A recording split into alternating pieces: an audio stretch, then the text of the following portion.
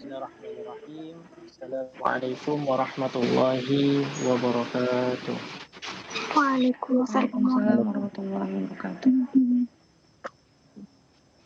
Ya, gimana teman-teman kabarnya? Sehat? Semuanya? Alhamdulillah sehat. Alhamdulillah sehat. Kita masih dipertemukan oleh Allah Subhanahu wa taala dalam keadaan sehat walafiat.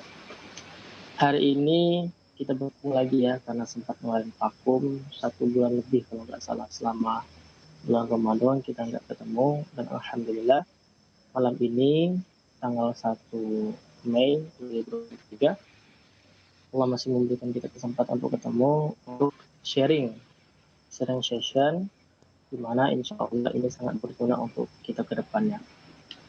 Itu disebutkan bahwasannya tak kenal maka tak sayang, ya. Tak sayangnya itu kita ganti ta'aruf gitu. Nah, jadi teman-teman di sini ada salah satu isyarat dalam Al-Qur'an. Mungkin teman-teman tahu di dalam Quran surah ke-49, surah Al-Hujurat di ayat ke-13. Apa kata Allah? Ya ayuhan nas, inna khalaqnakum min dzakari wa unsa wa ja'alnakum syu'uban wa qabaila lita'arafu. Allah memberikan informasi kepada kita semua bahwasanya Allah itu menciptakan kita manusia ada 2 jenis, zakar wa unsa, laki-laki dan perempuan. Dan Allah juga menjadikan kita berbeda suku, berbeda bangsa, berbeda tempat tinggal, berbeda provinsi, berbeda kota. Apa sih Allah Subhanahu wa taala membuat itu semua? Lita'aruf, agar kita saling berkenalan, agar kita saling bersilaturahmi satu sama lain. Oke ya, mohon izin untuk sekalian, perkenalkan nama Ana Sultan Golan Astafala, bisa dipanggil Sultan, bisa dipanggil Golan, dan bisa dipanggil Astafala. Jadi bebas mau manggil siapa saja, insya Allah itu panggilan Ana 3 itu. Sultan bisa, Golan bisa, Astafala pun bisa. Kemudian berdomisili di Bengkulu. Mungkin teman-teman tahu ya Bengkulu di mana. Bengkulu itu di Pulau Sumatera, dekat Provinsi Lampung, dekat Provinsi Jambi, Sumsel. Nah, itu Bengkulu. Kemudian untuk pendidikan sendiri terakhir itu S1 jurusan ilmu Al-Quran dan Tafsir di Universitas Islam Fatmawati Soekarno Bengkulu, atau bisa disingkat UIN FAT Bengkulu. Nah, kemudian kalau untuk umur sendiri, kira-kira berapa nih umurnya? Umurnya anak 23 tahun, masih muda. Kalau untuk status sendiri masih jomblo, oke. Belum dapat hilalnya, belum nampak hilalnya. Mungkin itu teman-teman sekalian untuk ta'aruf singkat. Nanti apabila ada pertanyaan mengenai pribadi boleh ditanyakan melalui BM atau via WhatsApp kita boleh. Oke, kita mulai kaji ya. Bismillahirrahmanirrahim. Alhamdulillahilladzi bi ni'matihi tatimmu shalihat. Asyhadu an la ilaha illallah wa asyhadu anna Muhammadan abduhu wa rasuluhu la nabiyya ba'dah. Qala fi kitabihil karim, a'udzu billahi minasyaitonir rajim. Bismillahirrahmanirrahim. Ya ayyuhalladzina amanu idza qila lakum tafassahu fil majalisi fafsahu yafsahillahu lakum wa idza qila anfuzu fanfuzu yarfa'illahu walladzina amanu minkum walladzina utul ilma darajat wallahu bima ta'maluna khabir. Faqala an-nabiy sallallahu alaihi wasallam qala man kharaja fi talabul ilmi fa huwa fi sabilillahi hatta yarji'ah. Sadaqallahu alaihi. Baik teman-temanku sekalian, akhwat wa ikhwan, insyaallah dimuliakan oleh Allah Subhanahu wa taala.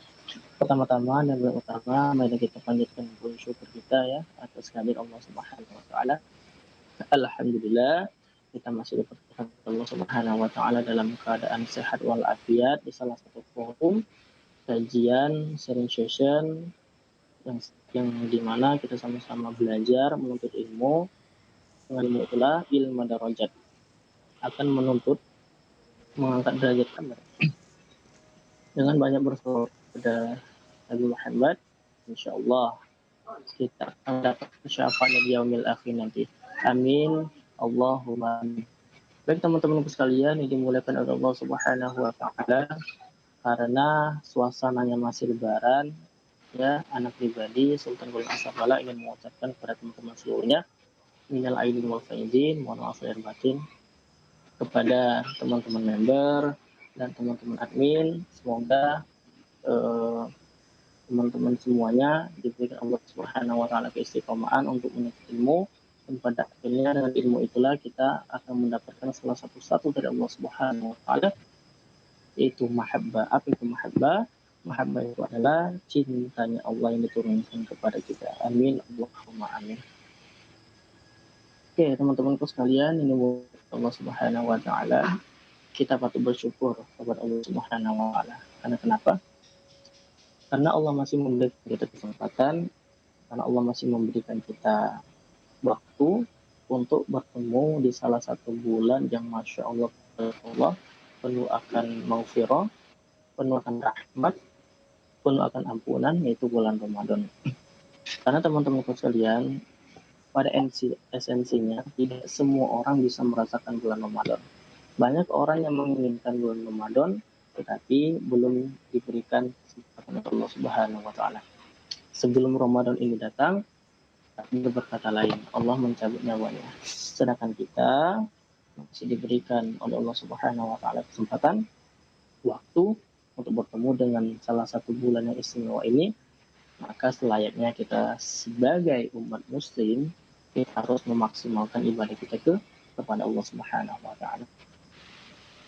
Kemudian teman-teman sekalian, di dalam bulan Ramadan ini ada salah satu perintah, di mana perintah ini Allah rekam dalam Quran surah kedua Al-Baqarah di ayat ke-183. Apa kata Allah di situ? Ya ayyuhalladzina amanu kutiba alaikumus syiyam kama kutiba alal ladzina min qablikum la'allakum tattaqun. Allah memberikan informasi kepada kita semua, orang yang mengakui dirinya beriman kepada Allah Subhanahu wa taala, maka diwajibkan atas kamu, kata Allah, untuk berpuasa. Di mana puasa ini telah diwajibkan Allah juga kepada kaum-kaum sebelum kita, kata Allah. Apa sih tujuan Allah Subhanahu wa taala itu? Memberikan perintah kepada kita untuk berpuasa, untuk tidak minum, tidak makan, menahan hawa nafsu selama 13 jam. Apa sih tujuan Allah Subhanahu wa taala memberikan perintah itu kepada kita?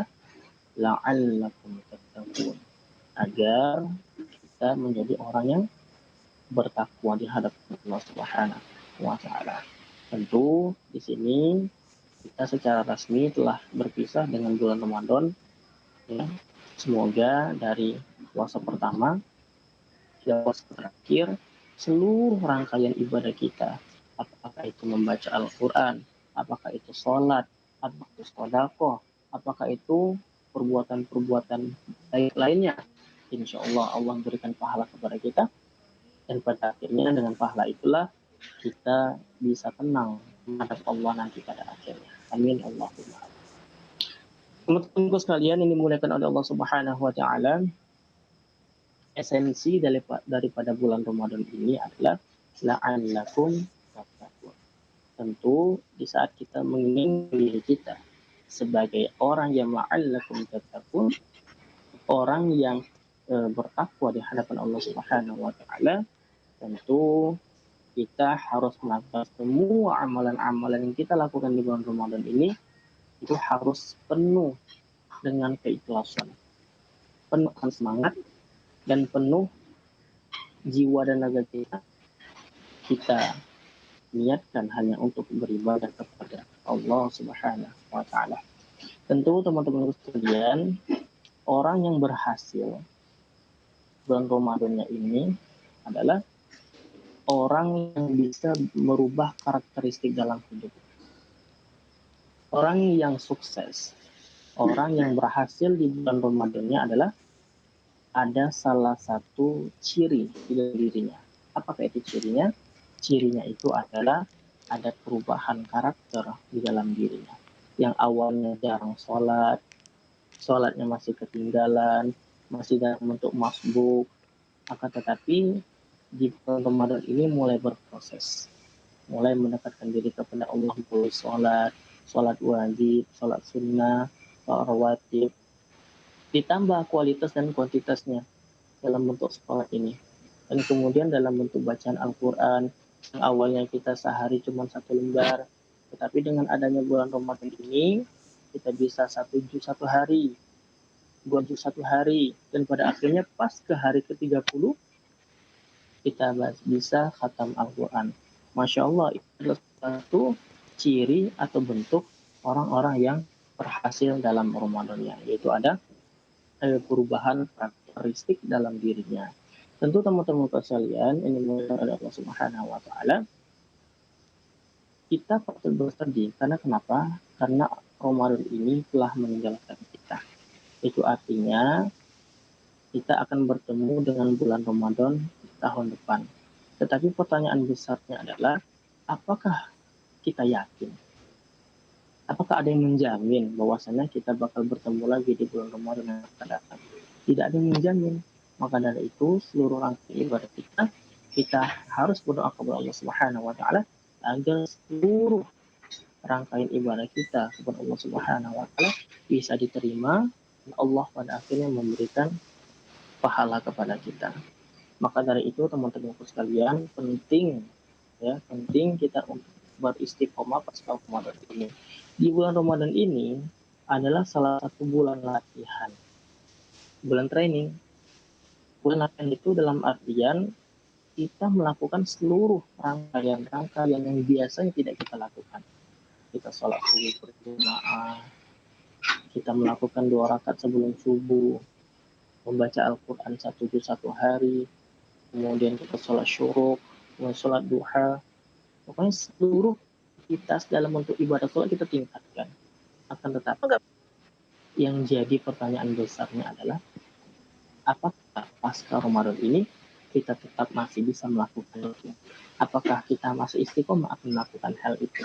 Tentu teman-teman, orang yang berhasil, salah satu di antaranya orang yang bisa istiqomah dalam ketaatan kita kepada Allah Subhanahu wa taala, walaupun pasca Ramadan, walaupun Ramadan telah meninggalkan kita, tetapi orang tersebut tetap mengistiqomahkan, tetap melakukan kebiasaan-kebiasaannya selama bulan Ramadan ini. Tentu ya, semoga kita yang hadir pada kesempatan kali ini di forum ini termasuk orang-orang yang istiqomah di hadapan Allah Subhanahu wa taala.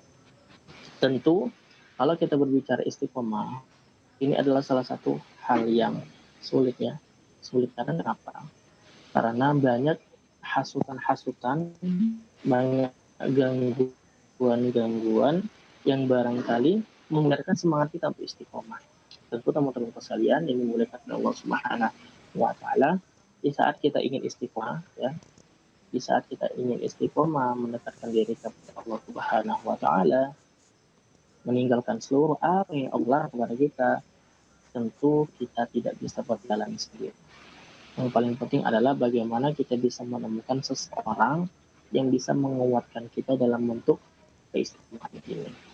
Nah, maka dari itu, mari kita sama-sama mencari teman, mencari sahabat yang barangkali bisa menopang kita agar tetap istiqomah terhadap amalan-amalan yang pernah kita lakukan di bulan Ramadan. Banyak orang gagal di bulan Ramadan ini, banyak juga orang yang berhasil di bulan Ramadan ini.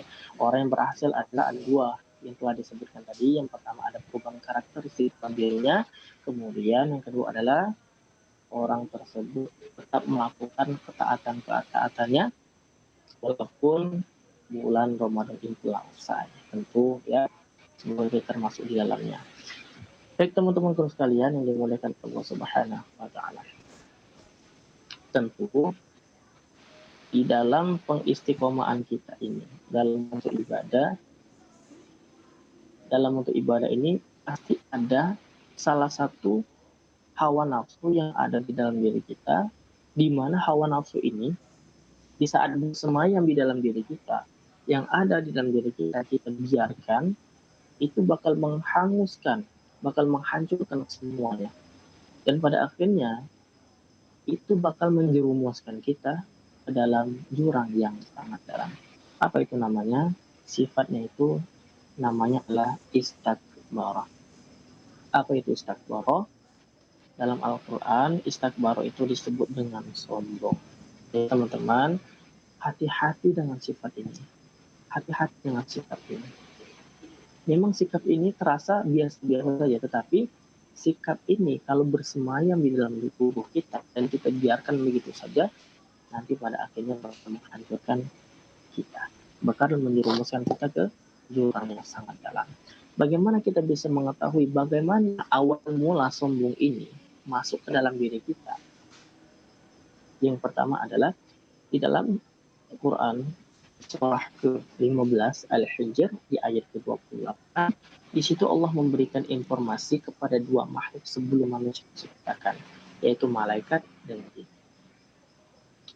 Bahwasannya Allah memberikan informasi kepada mereka berdua, wa idza qala rabbuka lil malaikati inni khaliqum basyara.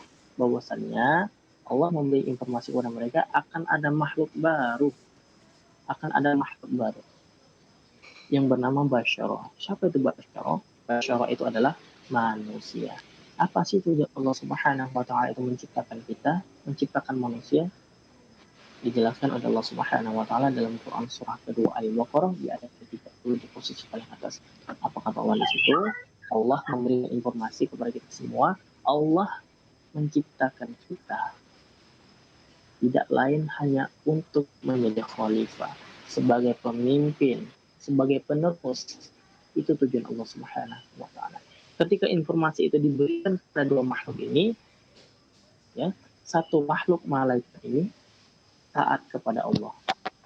Ingat teman-teman, esensi daripada malaikat ini selalu tunduk kepada Allah. Apapun yang Allah perintahkan kepada malaikat, malaikat langsung ACC. Malaikat langsung mengiya. Karena sejatinya la ya'sunallah amarahum wa yaf'aluna ma yu'marun. Malaikat itu ya tidak pernah bermaksiat kepada Allah. Nah, kemudian satu makhluknya lagi itu tidak mau mengikuti perintah Allah. Bahkan Allah jelaskan di dalam Al-Quran surah ke-18 Al-Kahfi, surah yang mana dianjurkan oleh Nabi Shallallahu Alaihi Wasallam dibaca malam Jumat dan hari Jumat yang berjumlah 110 ayat ya. Di ayat 50 itu Allah menjelaskan wa idza qulna malaikati isjudu li adama fasajadu illa iblis, kecuali iblis tidak mau mengikuti perintah Allah Subhanahu wa taala. Kemudian iblis itu protes kepada Allah. Protes. Apa itu protesnya? Kata-kata iblis itu diabadikan dalam Quran 7 Al-A'raf di ayat ke-12 di posisi paling atas. Kata iblis itu, ana khayrun khalaqtani min nari wa khalaqtahu min tin. Saya itu lebih baik daripada Adam. Saya diciptakan dari api, sedangkan saya diciptakan dari tanah. Tidak pada levelnya, yang atas lebih menghormati yang lebih rendah. Nah, ketika itu teman-teman sekalian, ketika ucapan itu diucapkan oleh iblis ya dalam lisannya, di saat itulah iblis, jin, setan itu adalah salah satu musuh yang nyata bagi kita. Sebelum itu, iblis menjelaskan kepada Allah Subhanahu wa taala bakal menjerumuskan anak cucu Adam. Jadi, awal mula sombong ini dicetuskan oleh iblis dan pada akhirnya ini disebarkan ke seluruh anak cucu Adam. Maka dari itu teman-teman sekalian, ini muliakan Allah Subhanahu wa taala, jangan pernah merusak amal kita dengan sifat-sifat mazmumah. Apa itu sifat-sifat mazmumah? Sifat mazmumah itu adalah sifat-sifat yang tercela. Sombong, iri hati, dengki, dan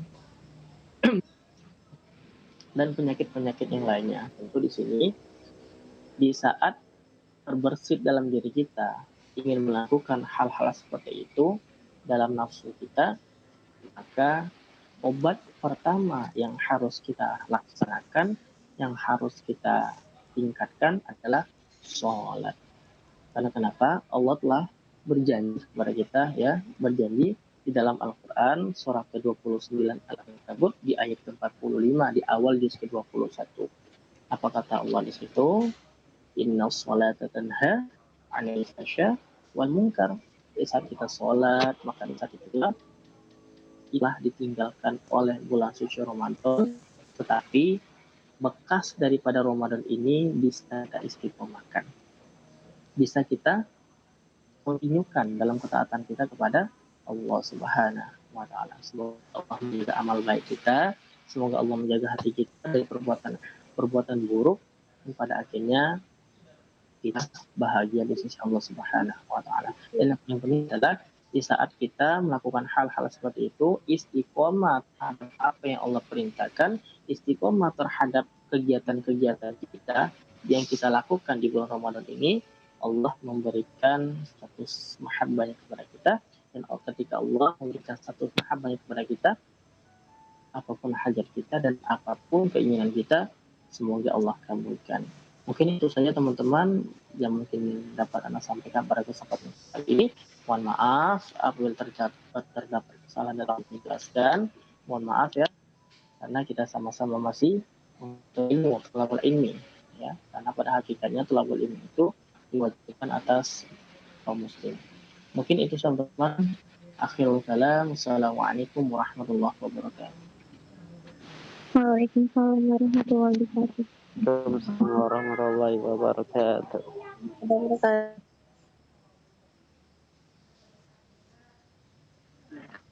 Waalaikumsalam warahmatullahi wabarakatuh. Waalaikumsalam warahmatullahi wabarakatuh. Alhamdulillah, Masya Allah, tabarakallah. Materi malam ini sangat-sangat luar biasa.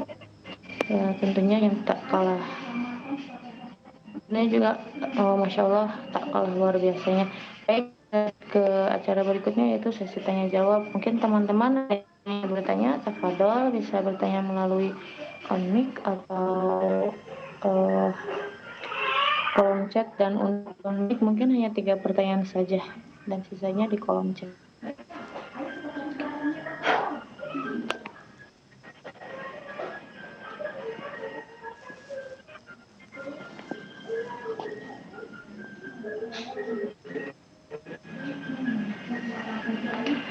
Mungkin yang angkat tangan dari Fadiah, tafadhol yang bertanya.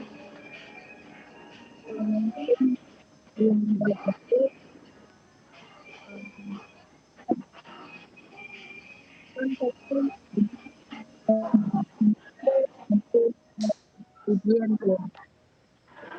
Bagaimana kita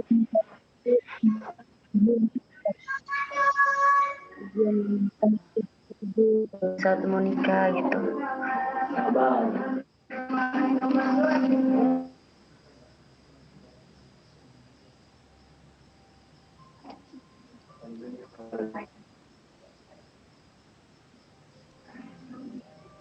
Udah Kak, yang bisa saya pertanyakan hanya itu.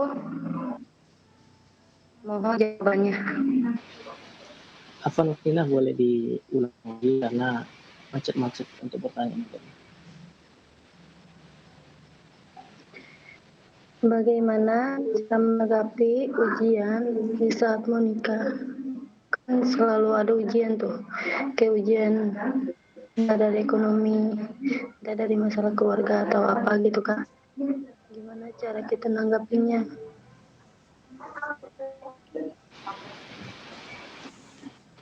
Tolong jawabannya Kak.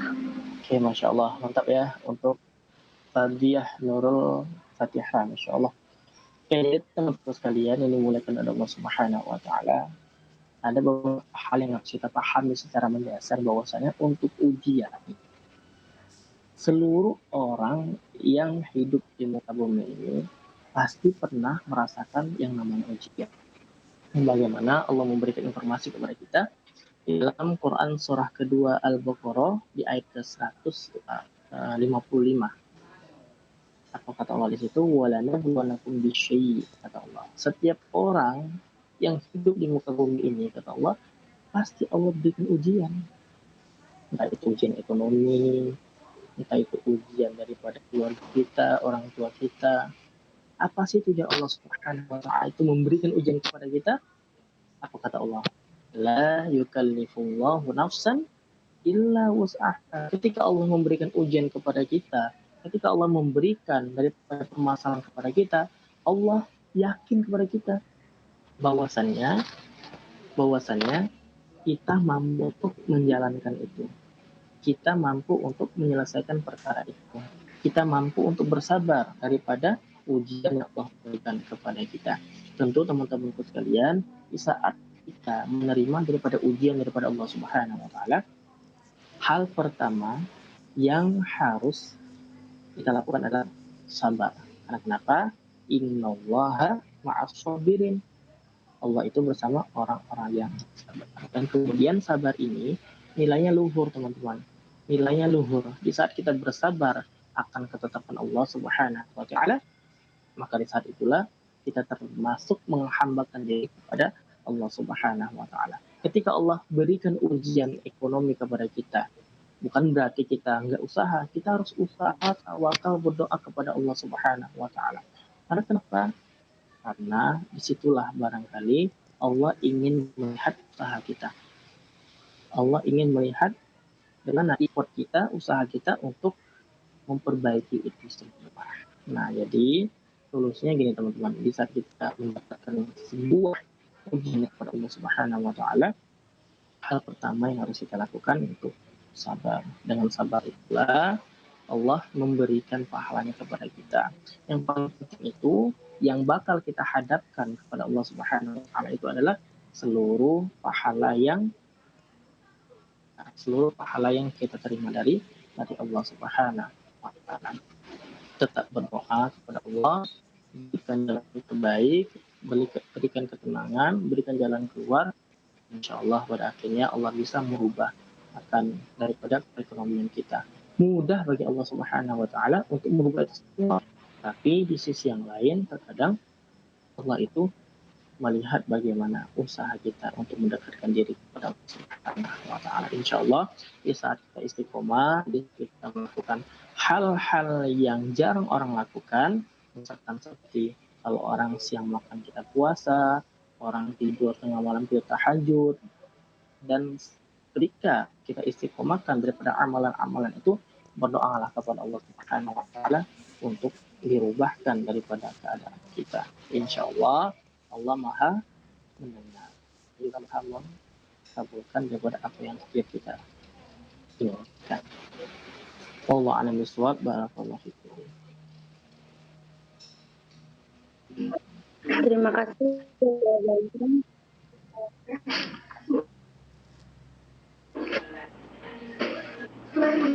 Assalamualaikum warahmatullahi wabarakatuh.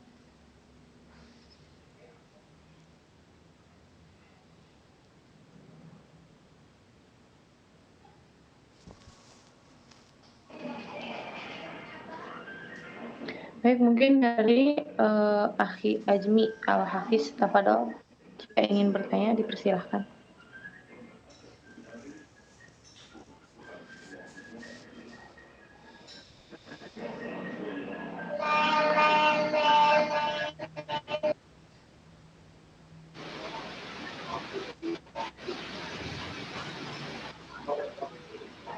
Baik, ada lagi yang mau on mic yang bertanya? Yang ini yang saya hand. Teh, Punten, Ya. izin untuk bertanya. Tafadhol. Sebelumnya, Assalamualaikum warahmatullahi wabarakatuh. Ustadz, izin bertanya. Sebelumnya perkenalkan, nama saya Randika Permana, saya asli dari Provinsi Bengkulu. Bertanya Ustadz, tadi Ustadz menerangkan bahwasanya tentang sifat sombong ya Ustadz. Nah, kayak gimana cara rasa itu timbul gitu kan, yang dijelaskan dalam Al-Quran, ada rasa kita tuh lebih baik daripada orang lain. Nah, yang ingin saya tanyakan, kayak gimana sih Ustaz caranya untuk menanggulangi rasa itu di saat rasa itu timbul di dalam hati kita gitu, Ustaz. Terima kasih Ustaz, mungkin itu saja. Assalamualaikum warahmatullahi wabarakatuh. Waalaikumsalam warahmatullahi wabarakatuh. Masya Allah ya, Randika Permana. Salam dari Bengkulu. Nanti dari Bengkulu. Nanti setelah kajian ini selesai, nanti tolong antum dari mana ya? Hari mau sampaikan. Oke, jadi ada beberapa hal yang harus kita pahami secara mendasar bahwasanya sifat sombong itu adalah salah satu sifat yang kategorinya atau bila kita klasifikasikan termasuk yang mazmumah. Ingat ya, ada mazmumah, ada mahmudah. Nah, mazmumah itu seluruh sifat-sifat yang jelek. Sombong, iri, dengki, dan lain sebagainya. Kalau mahmudah itu yang baik-baik. Oke.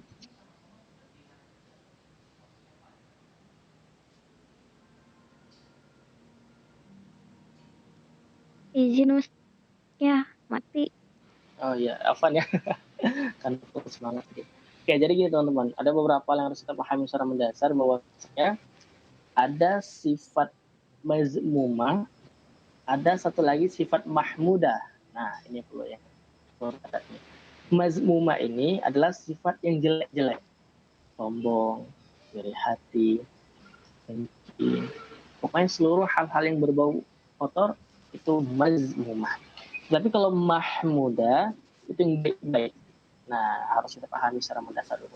Nah, kemudian kita perlu yakin dan kita harus sadar bahwasannya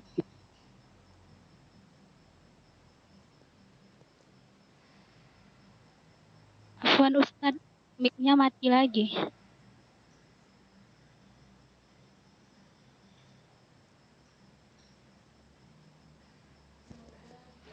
mati ya teman-teman. Mati sendiri deh. Ya, apakah dengar suara Ana? Sudah dengar Ustaz. Baik. Insyaallah. Oke, jadi teman-teman, untuk yang sifat-sifat jelek itu namanya sifat mazmumah. Kalau sifat-sifat baik itu namanya mahmudah. Dan kemudian kita mesti sadar bahwasanya kita ini manusia ini memiliki hawa nafsu. Kita ini memiliki hawa nafsu. Dan ini adalah salah satu bentuk keistimewaan kita daripada makhluk-makhluk yang lain. Ya kan? Kalau misalkan malaikat itu hanya taat saja kepada Allah Subhanahu wa taala, tidak ada hawa nafsu.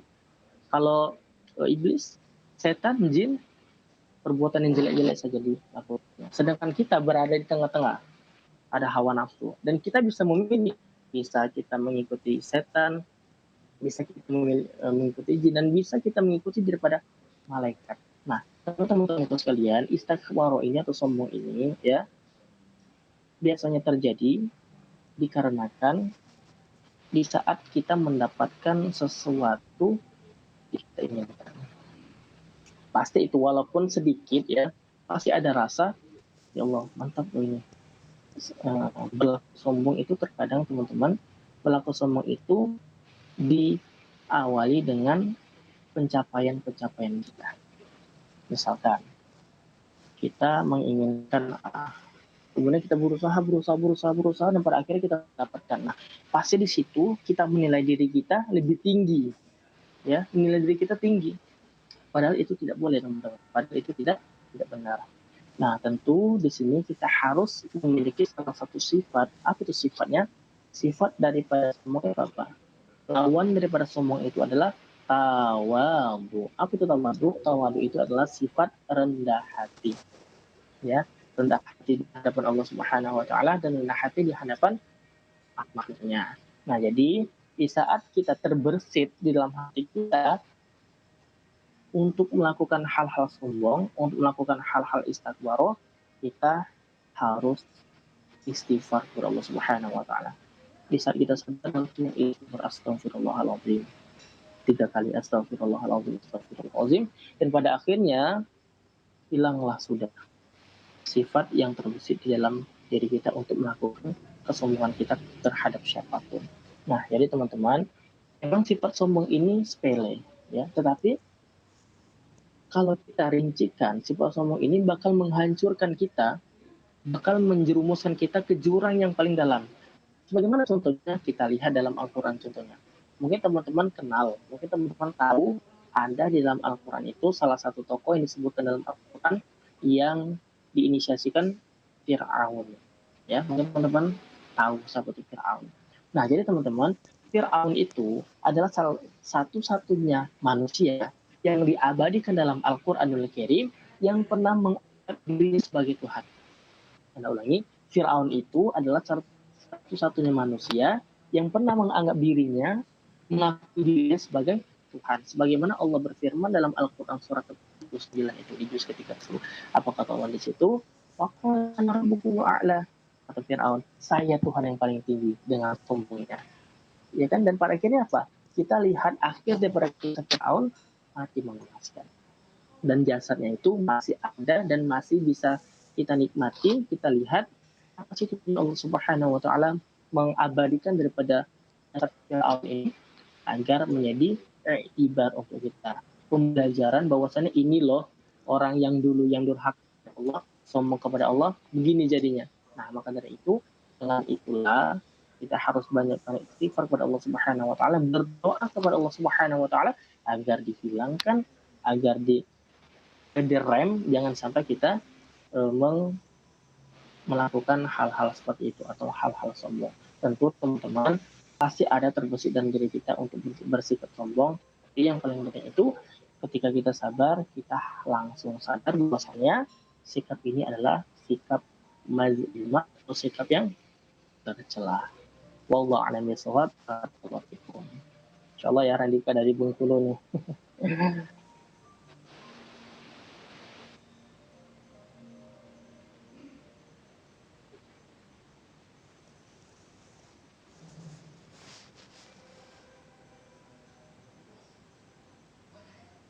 Baik, Masya Allah, ada lagi yang mau bertanya melalui mic.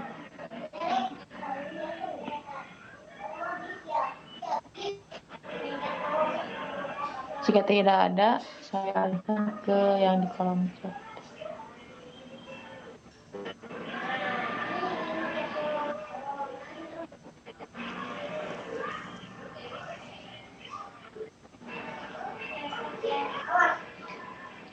Pertanyaan dari Sisi, Assalamualaikum Ustadz. Misal ada seseorang yang istiqomah Masya Allah, tapi saat ia melihat temannya sedang melakukan maksiat, ia diam saja dan tunduk, tidak melihat temannya, lalu ia biarkan saja seperti ia tidak melihat apa-apa. Apakah seseorang itu juga mendapatkan dosa Ustadz? Bismillahirrahmanirrahim. Syukran ya atas pertanyaan. Oke, ini teman-temanku sekalian, ini adalah salah satu musibah bagi kita, ya, bagi orang-orang yang mengakui dirinya istiqomah melakukan ketaatan kita kepada Allah Subhanahu wa taala. Jadi gini teman-teman. Ada salah satu kaidah dalam Al-Qur'an, dijelaskan dalam Quran surah ke-88 Al-Qasiyah di juz ke-30. Apa kata Allah di situ? Fadzakir innama anta muzakkir lasta 'alaihim bimusaitir. Jadi tugas kita itu mengajak, menasehatin, ya. Jadi teman-teman, kita harus mengajak teman kita apabila kita mendapati teman kita itu bermaksiat kepada Allah Subhanahu wa taala. Tentu pasti kita risih ya di saat kita melakukan ketaatan, di sisi yang lain kita melihat teman kita ada yang bermaksiat. Pasti ada rasa risih dan ingin menegur. Nah, di saat kita mendapatkan diri kita seperti itu, maka situlah tugas kita yang diberikan oleh Allah Subhanahu wa taala untuk memberikan edukasi kepada teman kita. Nah, jangan bersifat egois. Kita saja, orang-orang saja. Enggak, bukan gitu teman-teman. Itulah kenapa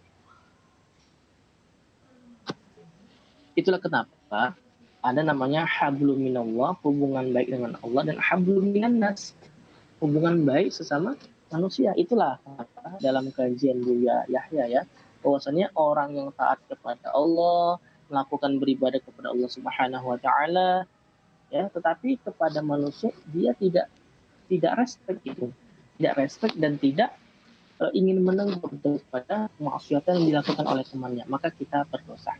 Sedangkan Allah telah memberikan kita ya surga yang sangat banyak. Apa itu surganya? Apa kebaikannya? Allah memberikan teman kita ya, disitulah tugas kita untuk memberikan edukasi kepada teman-teman kita yang bermaksiatan itu. Nah, jadi apabila teman-teman mendapatkan sebuah situasi dan kondisi seperti itu, semaksimal mungkin kita harus tegur, semaksimal mungkin harus kita sampaikan, semaksimal mungkin kita harus cegah daripada perbuatan itu. Nanti pada akhirnya di saat orang tersebut tidak mau mendengar kita, menolak kita, bahkan tidak menyukai daripada dakwah kita ambil jalur langit. Apa itu jalur langitnya? Doa. Doa silahul mukmin. Doa itu atas usaha kita untuk bisa merubah orang itu menjadi di hadapan Allah Subhanahu wa taala. Perubahan seseorang itu adalah hak prerogatifnya Allah. Kita tidak ada hak di situ. Tetapi di sisi yang lain kita bisa menjadikan orang tersebut berwasilah kita, apakah itu melalui doa, apakah melalui lisan kita, dakwah kita, Allah lembutkan hatinya. Mari kita doakan sama teman kita itu, ya, sahabat kita itu yang masih gemar melakukan kemaksiatan kepada Allah Subhanahu wa taala. Dengan diawali dengan kalimat ya muqallibul qulub, wahai yang maha membolak-balikan hati manusia. Wallahu a'lam bishawab. Barakallahu fikum. Masya Allah, barakallah. Afwan, Kak, saya boleh bertanya?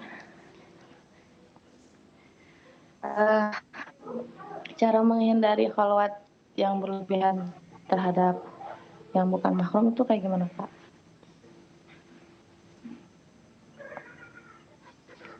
Bismillahirrahmanirrahim. Ya, terkadang ini adalah salah satu fenomena yang kalau kita konotasikan jarang bisa kita hindarkan gitu. Nah, tetapi di sisi yang lain kita bisa membatasi daripada khalwat itu. Ya. Nah, kemudian teman-teman tidak bisa kita pungkiri bahwasannya kita tidak bisa membatasi bahwasannya kita tidak boleh berteman dengan laki-laki, kita tidak boleh teamwork atau kerjasama dengan laki-laki dalam sebuah perusahaan atau kerja, tetapi yang paling penting itu bagaimana kita bisa membatasi, ya. Kita bisa berkomunikasi, tetapi jangan sampai komunikasi itu keluar dari jalur yang semestinya, dan itu adalah salah satu bentuk ikhtiar kita untuk menjaga khalwat itu. Nah, kemudian teman-teman sekalian, mungkin teman-teman tahu ya, istilahnya itu qadul basar, ya. Mungkin teman-teman tahu ya, lebih paham qadul basar. Nah, qadul basar itu teman-teman adalah salah satu bentuk, ya, ada salah satu bentuk ikhtiar kita untuk menjaga khalwat kita. Nah, qadul basar itu bukan berarti kita tidak boleh melihat. Nah, ingat ya, bukan berarti kita tidak boleh melihat lawan jenis kita. Boleh kita melihat, akan tetapi di saat ada rasa, seperti ini kita naik, syahwat kita naik ya, berpotensi naik, maka harus kita turunkan. Nah, jadi seperti itu. Nah, jadi yang harus kita pahami secara mendasar adalah kita harus tetap membatasi, memfilter daripada interaksi kita kepada lawan jenis kita. Ya, boleh berinteraksi, boleh ngobrol, tapi jangan sampai keluar daripada esensi yang kita sepakati itu. Nah, jadi seperti itu untuk pengantar khalwat ini. Ya, mungkin itu teman-teman saya. Wallahu a'lam bishawab. Baiklah, Masya Allah. Syukran, Kak.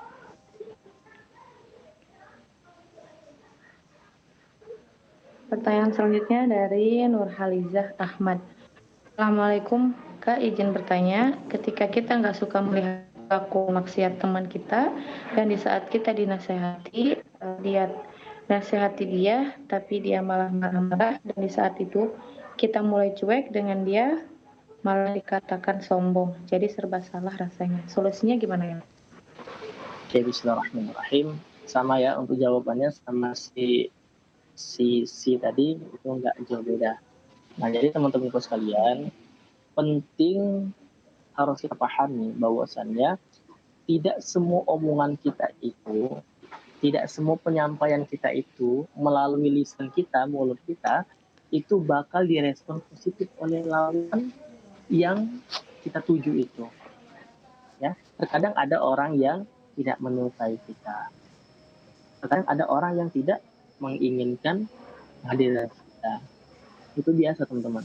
Itu adalah hal yang wajar.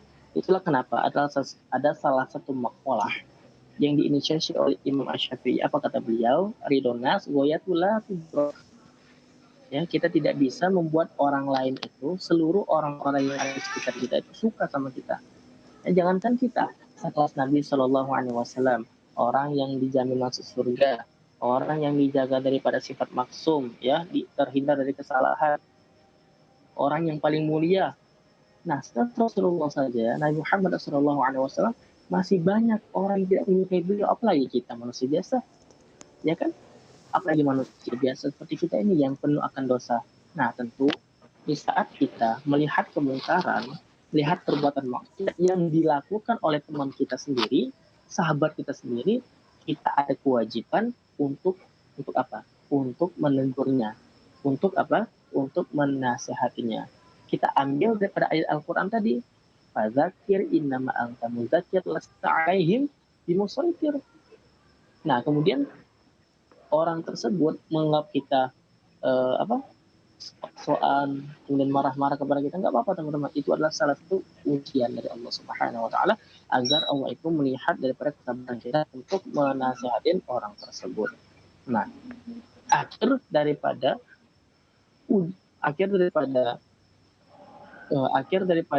usaha kita adalah doa. Doa silahul mu'min. Doa itu adalah senjata bagi orang yang beriman. Insya Allah dengan kita mendoakannya, minta lembutkan hatinya, ya Allah, tolong lembutkanlah hati fulan dan fulana, semoga bisa kembali kepada ketaatan kepadamu. Insya Allah nanti pada akhirnya teman-teman, Allah bakal lembutkan hatinya. Wallahu a'lam bishawab. Barakallahu fikum. Baik, Afwan Kak, mau dilanjut lagi sisa pertanyaannya? Tinggal ada 4. Mau dilanjut apa gimana?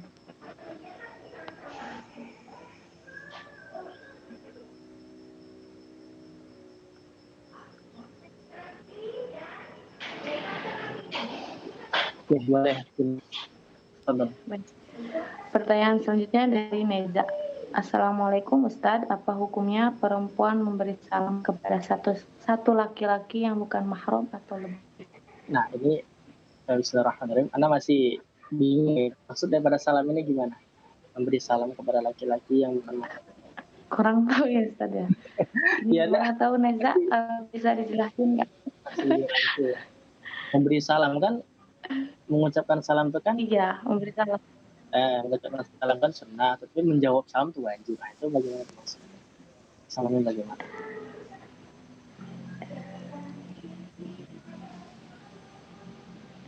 Jadi gimana?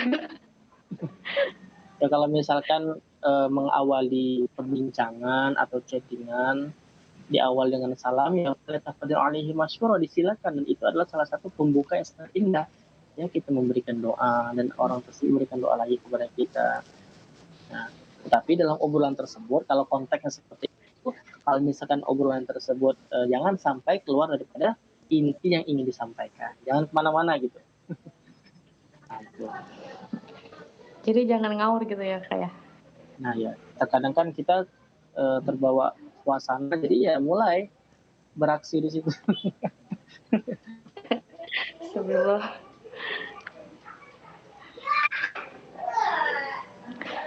baik, ini lanjut nih Kak. Ya boleh. Ada berapa lagi ini pertanyaannya? Ada sisa 3 lagi sih Kak pertanyaannya. Boleh.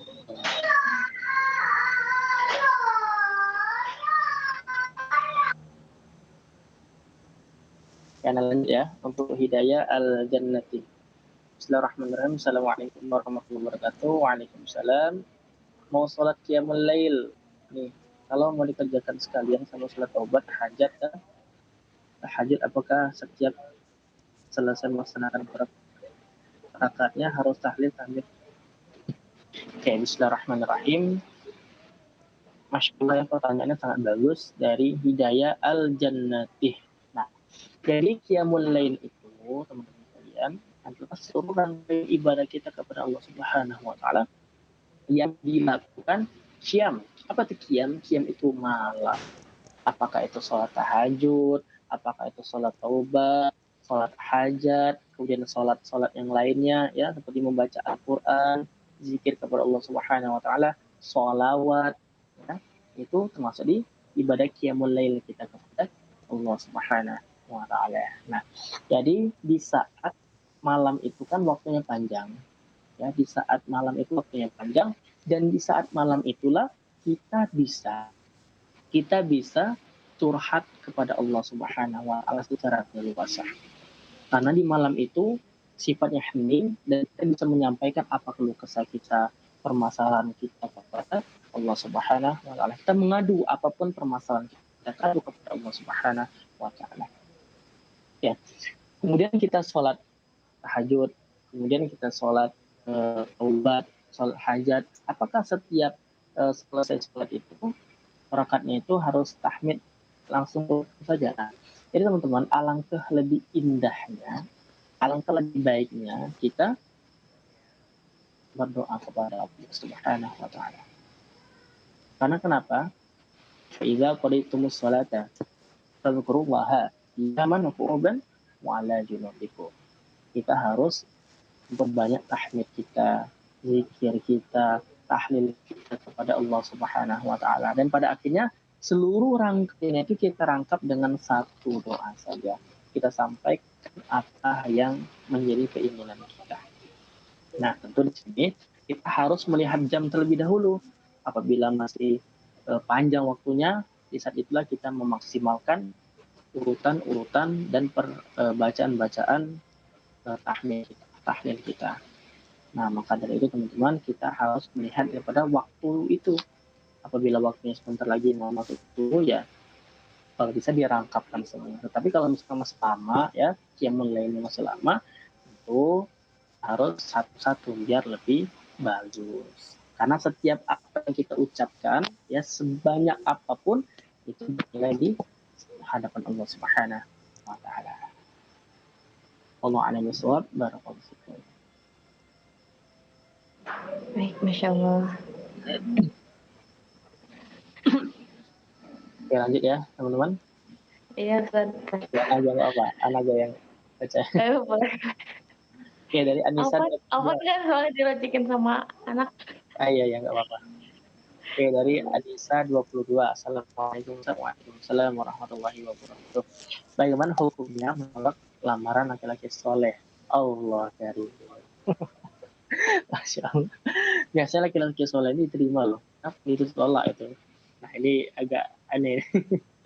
Oke, jadi teman-temanku sekalian yang dimuliakan oleh Allah Subhanahu wa Ta'ala, sebelum kita masuk lebih jauh terhadap menolak atau menerima lamaran seperti itu, kita harus paham dulu bahwasanya untuk perempuan sendiri, ini saran dari Ana ya, apabila diterima juga boleh atau ditolak juga apa-apa. Ini saran dari Ana bahwasanya apabila teman-teman akhwat didatangi seorang laki-laki ikhwan, ya, yang mana ikhwan ini baik akhlaknya dan baik agamanya, cukup itu saja. Di saat itulah ada sebuah kalau kita presentasikan itu sekitar 80% harus kita terima. Karena kenapa?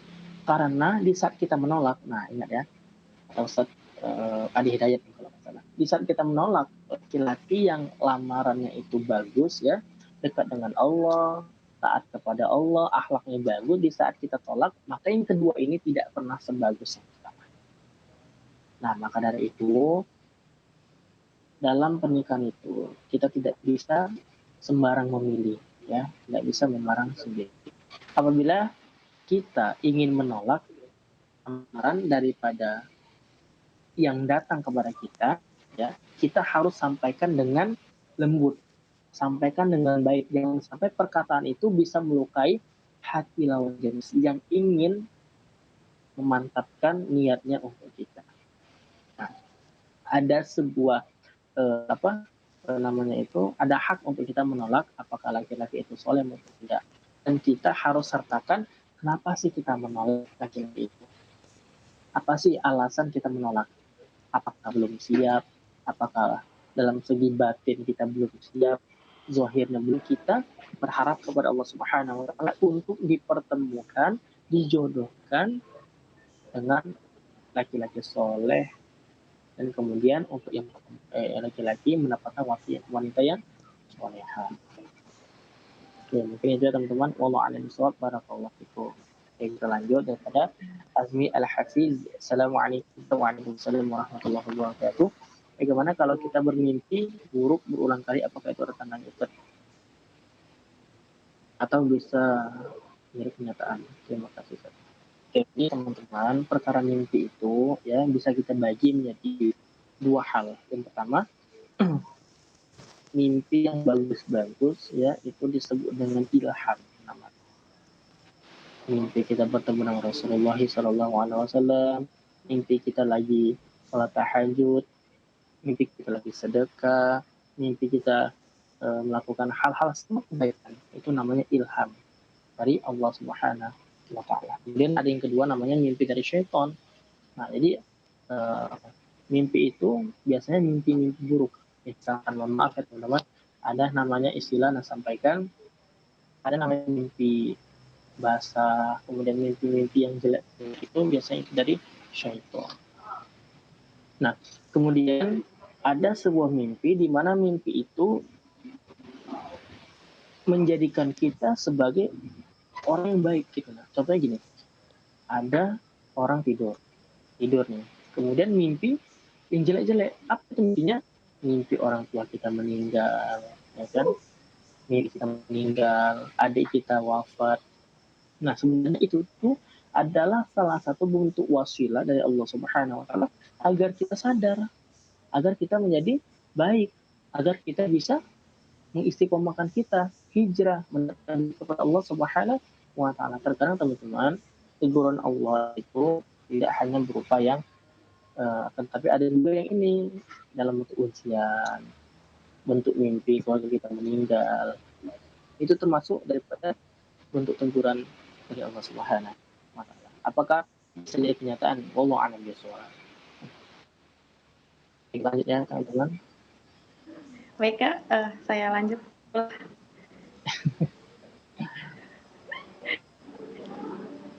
Ya, boleh.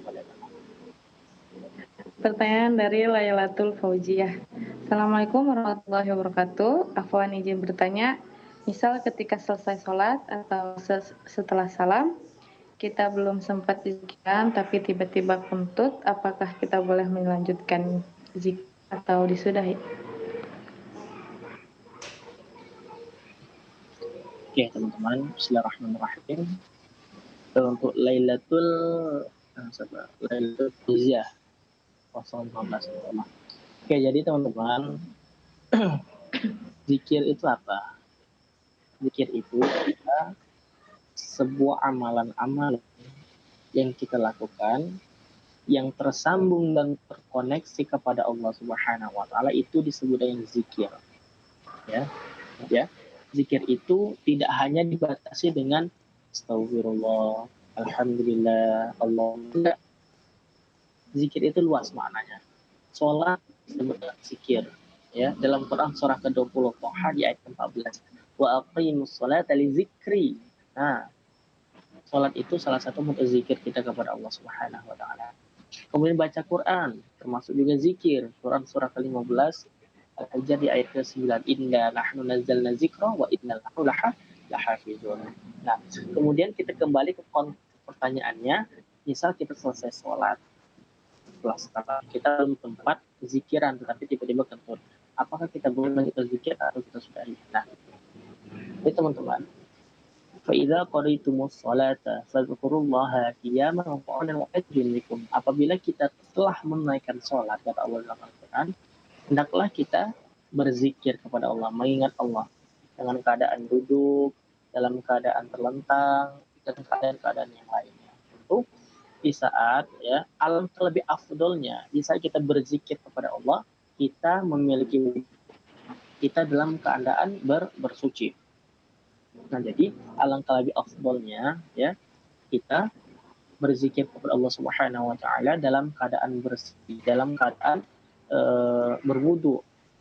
Tetapi di dalam kitab apa itu An-Nawawi itu untuk membaca Al-Qur'an sendiri ya lebih afdol membaca Al-Qur'an ada wudunya. Akan tetapi tidak walaupun tidak ada wudhu juga nggak apa-apa untuk membaca Al-Quran sendiri. Nah, jadi kita lebih memilih lebih afdolnya di mana, ya. Kita lihat daripada kemaslahatan yang di mana. Nah, ya mungkin itu teman-teman. Waalaikumsalam warahmatullahi wabarakatuh. Masya Allah. Baik, Kak, ini ada 2 pertanyaan tambahan. Mau dilanjut Pak? Udah. Teman-teman untuk yang pertanyaan susulan nanti boleh di ini aja ya lewat DM Ana karena teman-teman Ana mohon izin dan Ana juga ingin menyampaikan kepada teman-teman dan mohon doanya besok insya Allah Ana bakal ujian S2 masuk S2. Nah jadi di sini Ana minta izin sama teman-teman agar diberikan kemudahan dan pada akhirnya Allah meloloskan daripada keinginan Ana inginkan itu. Nah jadi teman-teman untuk yang pertanyaan susulan jadi Ana mohon izin ya, bukan nggak mau Ana jawab, tetapi kalau bisa nanti boleh di DM aja. Baik, Masya Allah. Alhamdulillah, Masya Allah, Tabarakallah. Beberapa pertanyaan sudah terjawab semuanya dan mari kita lanjut ke acara berikutnya. Baik, kita sudah sampai di penghujung acara. Alhamdulillahirrahmanirrahim.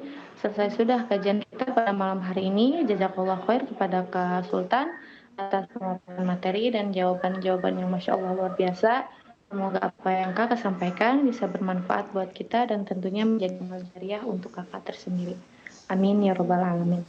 Jazakallah khairan kasiron kepada teman-teman yang masih stay dari awal hingga akhir. Semoga ilmu yang kita dapatkan pada malam hari ini bisa kita amalkan di kehidupan sehari-hari kita. Baik, kita lanjut. Mari kita tutup kajian malam hari ini dan alangkah baiknya untuk Kak Sultan yang memimpin doa. Tafadhol Kak.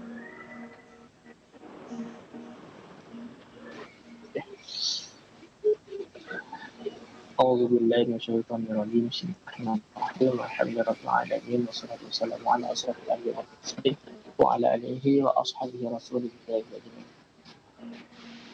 اللهم إنا نسألك السلامة في الدين وعافية في الجسد والزيادة في العلم وبركة في الرزق وبركة في الموت ورحمة عند الموت وفوق بعد الموت اللهم حاول علينا في سكرات الموت والنار وأسوأ الحساب ربنا آتنا من لدنك رحمة وهب من أمرنا رشدا ربنا هب لنا من أزواجنا وذريتنا قرة أعين ربنا اغفر لنا رب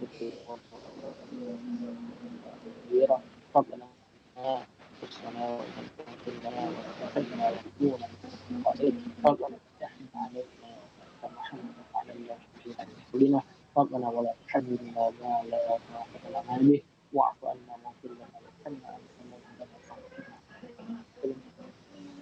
والذين يقولون ربنا اصرف عنا عذاب جهنم لا إله إلا أنت سبحانك رب اشرح لي صدري ويسر لي أمري واحلل عقدة من لساني يفقهوا قولي ربنا تقبل منا إنك أنت السميع العليم اللهم صل على سيدنا محمد وعلى سيدنا محمد والذين يدعون من بعدهم يقولون ربنا اغفر لنا ولإخواننا الذين سبقونا بالإيمان ولا تجعل في قلوبنا غلا للذين آمنوا ربنا إنك رؤوف رحيم حسبنا الله ونعم الوكيل نعم الله ونعم الوكيل يا أيها النفس المطمئنة يرجع إلى ربك راضية مرضية وادخل في عبادك ونحول من ربنا إنا على ذكرك وشكرك وحسن عبادتك ربنا ما ورثنا رضيت بالله ربا والإسلام دينا وبمحمد صلى الله عليه وسلم رسولا إنه من سليمان وإنه بسم الله الرحمن الرحيم ربنا لا تزغ قلوبنا بعد إذ هديتنا وهب لنا من لدنك رحمة إنك أنت الوهاب بسم الله الذي لا يضر مع اسمه شيء في الأرض ولا في السماء وهو السميع العليم اللهم إنا نسألك الخاتمة يا مقلب القلوب ثبت قلبي على دينك اللهم إنك عفو كريم تحب العفو فاعف عنا يا كريم اللهم إنا نسألك رضاك والجنة ونعوذ بك من شرك والنار ربنا آتنا في الدنيا حسنة وفي الآخرة حسنة وقنا عذاب النار والحمد لله رب العالمين.